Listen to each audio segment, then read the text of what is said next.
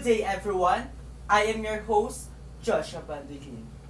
Did you know the three considerations of a good debater? Number one, is it reliable? Number two, is that convincing? And number three, is it trustworthy? We are here to witness the two teams debating about what happened in Cavite Mutiny on 1872. History books state that with this tragic event, Philippine nationalism was born. Now, here are the two teams. The proposition side and the opposition side.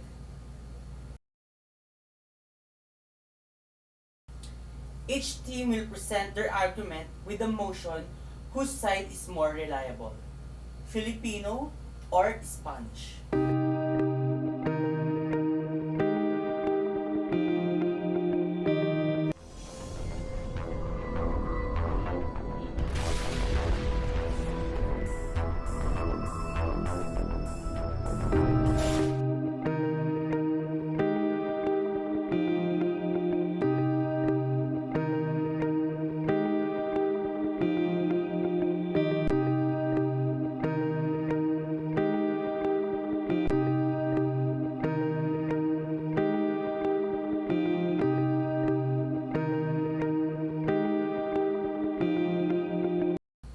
Let's meet our judge, Professor Hannibal Losis from the University of the Philippines Law School. Thank you for joining us. Now, let's start with the Prime Minister. Good day, everyone. The topic for our debate is about who's more dependable side, the Spanish version or Filipino version of the Cavite Mutiny. We, the affirmative team, consider the Filipino version of the mutiny in Cavite more believable and acceptable rather than the Spanish version. Today, as your first speaker, I will tackle three main points why we, the affirmative team, support and accept the Filipino version of the said controversy. First, it was stated in both versions that the primary reason of the said mutiny is because of the unfairly decision of Governor General Rafael de Izquierdo, who replaced Governor General Carlos Maria de la Torre some months before 1871. Governor General Rafael de Izquierdo opposed to give taxes to the workers who are secluded in that area in the first place. These taxes may be paid by means of money or by giving forced labor or the polo y servicio. Other than that, when the workers get their salary, it has already been reduced due to the tax. In this, the will of the Filipinos to fight for their freedom gets stronger that they initiate an uprising. Maybe this uprising is not good way on fighting for what is right and just, but Filipinos leave no choice but to fight and give a shot in fighting their worth for Filipinos fed up the wrongdoings of Spaniards. It is bad to fight for rights. Is it bad to fight for your rights, more especially to your own country, whether you know from the start you have small chances on winning it. Now, for my second point, as the Spanish version deliberate that this mutiny is planned even before Governor General Rafael de Izquierdo replaced the former Governor General. It is fully acceptable for even before Spaniards never treat Filipinos fair. It is just that by this time, Filipino reached the point where they need to do a move. And lastly, I believe Filipinos will never think of having a mutiny if Spaniards treat Filipinos right and fair from the start. I think Filipinos will openly accept the Spaniards' colonization before if the Spaniards govern Philippines equally to how they govern their country. Accept it or not, Philippines before is a weak state. We Filipinos can stand or govern our own country that many countries tried to colonize us. I think killing the Gumbursa or the three martyr priests just to scare and stop the act of mutiny is not right. It only proves that Spaniards only sees Filipinos as a laborer and never sees us same as them. Spaniards only think that time how they can take advantage to weak Filipinos. They will reciprocate the whole scenario just to give them the good ones. Yes, they colonized us for so long, but in those long years, Filipinos suffered a lot. They may be contributed and influenced us in some ways, but that doesn't change the fact that Filipinos become the slave for their own good. I am here standing to the version of my own race, not for the fact that I'm also a Filipino, but for the fact that I believe Filipinos doesn't deserve the treatment that the Spaniards done. This mutiny serves the proof of Spaniards' sickening government to our own country. In conclusion, as your first speaker of the affirmative team, I stand and believe to the version of my own race. Thank you. That's the Prime Minister arguing that Filipino version is more reliable. Now, let's see if the leader of the opposition can persuade us in the opposite direction. Leader opposition, you start. To be reliable means to be trustworthy. Hello everyone, this is the leader of the opposition and this house believes that Spanish version is more reliable than Filipino version. As your first speaker, I want to state 3 points why I supported the side of the Spanish. First, yes, it was stated in both versions that the primary reason of the uprising is because of the abolition of privileges enjoyed by the laborers of Cavite Arsenal. But according to the historian John Schumacher, there is a written proof that Governor General Rafael de Izquierdo himself wrote that the abolition of the privileges such as non-payment of tributes and exemption from forced labor were not the main reason but the desire of the Filipinos to be free from the ruling system of the Spanish. Well, it was normal that Filipinos fight for their rights. But initiating an uprising is not a good way to get the freedom you wanted, especially if you are under of a country with a good army. Now move on to my second point.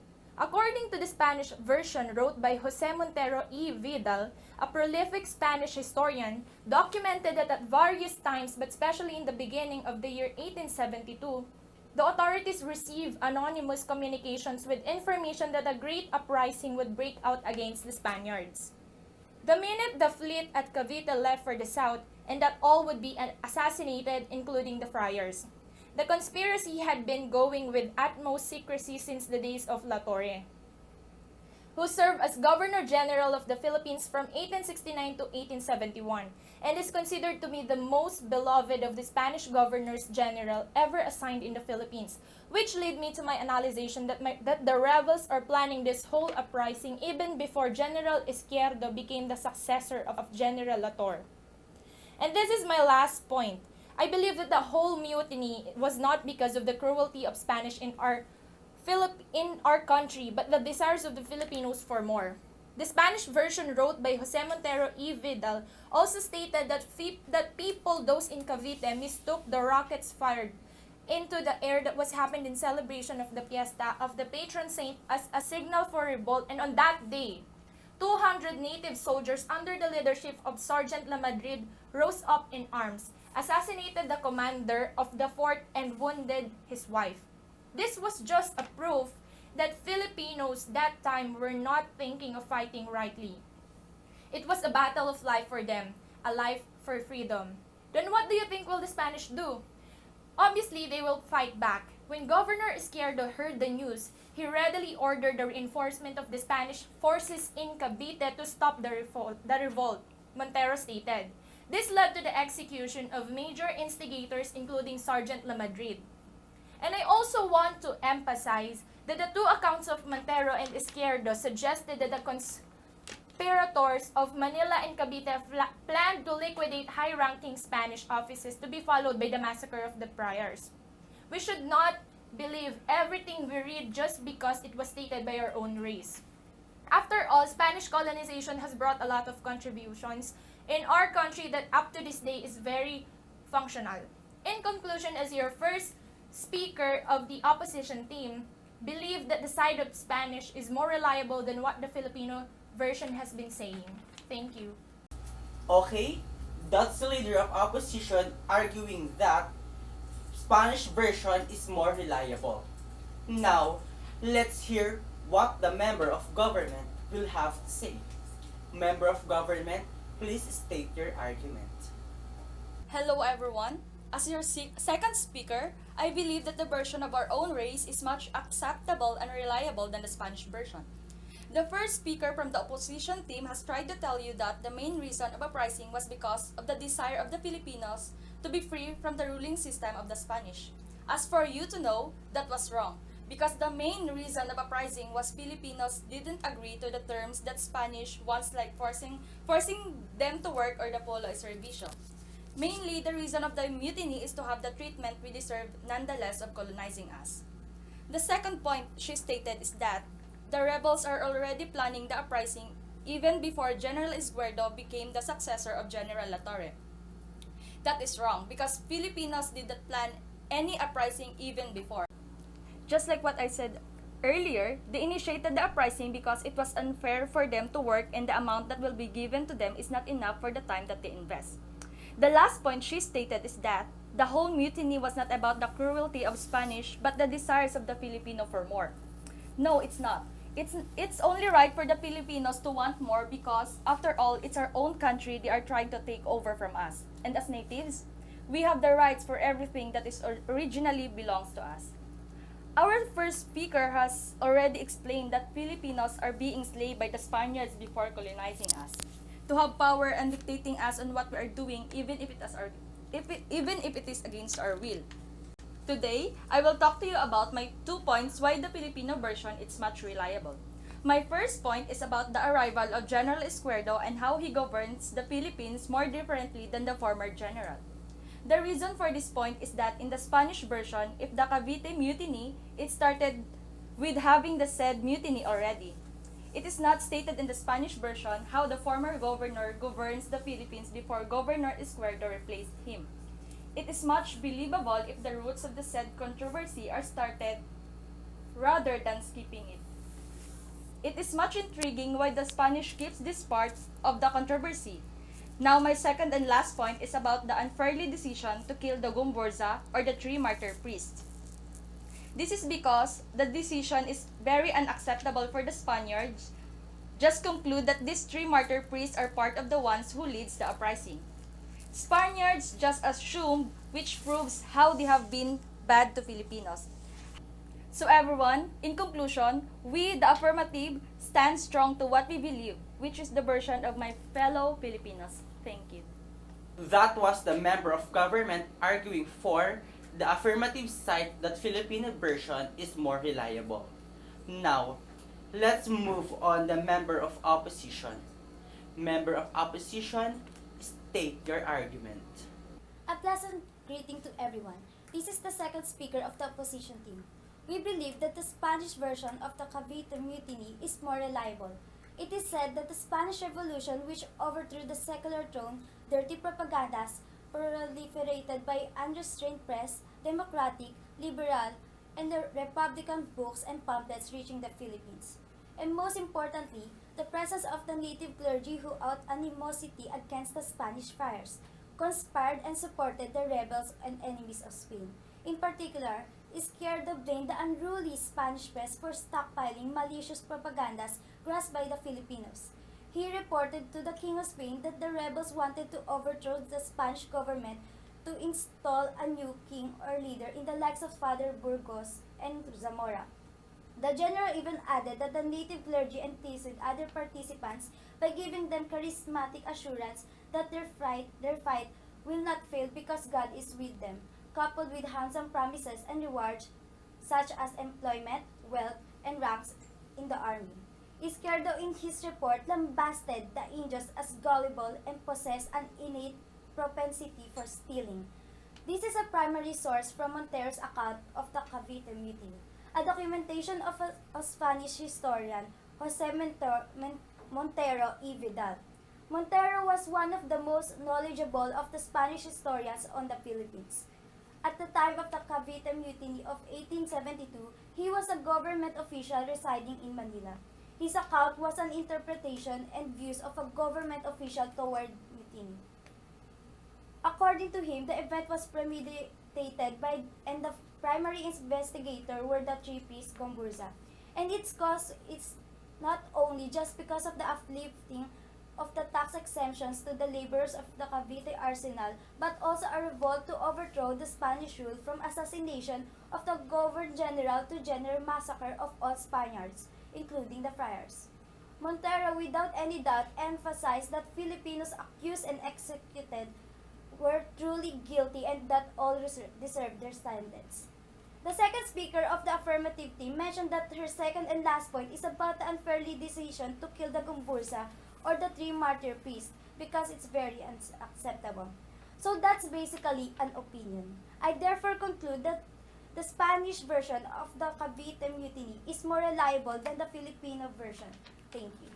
Alright, that was the member of opposition arguing against the motion Spanish version is more reliable.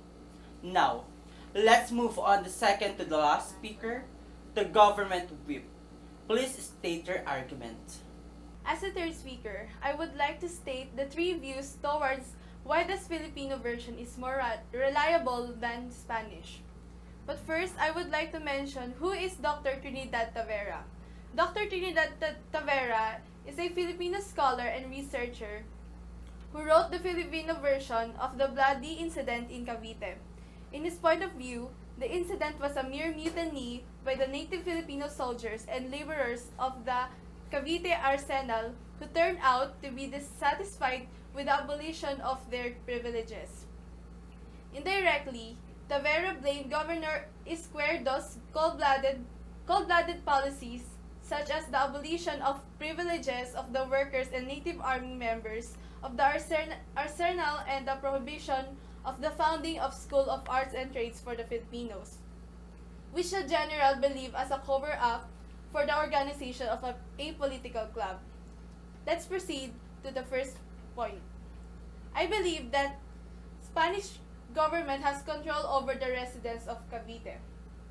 On January 20, 1872, about 200 men comprised of soldiers, laborers of the arsenals, and residents of Cavite, headed by Sergeant La Madrid, rose in arms and assassinated the commanding officers and Spanish officers inside. The insurgents were expecting support from the bulk of the army. Unfortunately, that didn't happen. The news about the mutiny reached authorities in Manila, and General Izquierdos immediately ordered the reinforcement of Spanish troops in Cavite. After 2 days, the mutiny was officially declared subdued. To my second point, we believe that the Spanish friars and Izquierdos used the Cavite Mutiny as a powerful lever by magnifying it as a full-blown conspiracy involving not only the native army, but also include residents of Manila and Cavite. And more importantly, the native clergy to overthrow the Spanish government in the Philippines.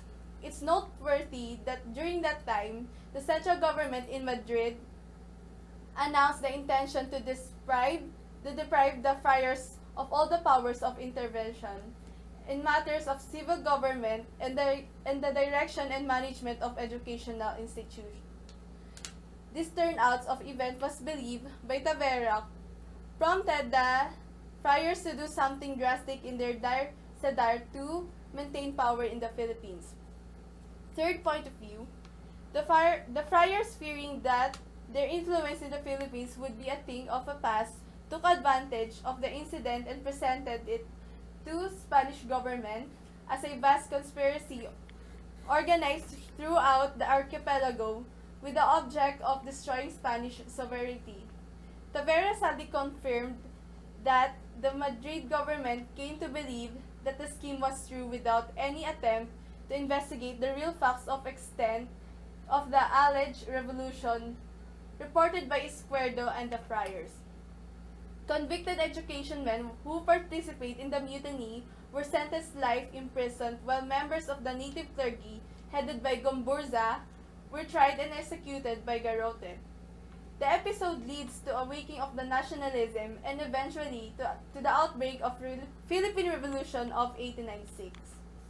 To make the Filipino version more reliable, the French writer Edmond Plauchut's account complemented Tavera's account by confirming that the event happened due to discontentment of the arsenal workers and soldiers in Cavite Fort. The Frenchman, however, dwelt more on the execution of the three martyr priests, which he actually witnessed. Thank you. That was the government whip for the closing argument stating that Filipino version is more dependable. Let's hear the last speaker, the opposition whip. Opposition whip, you may start. Good day.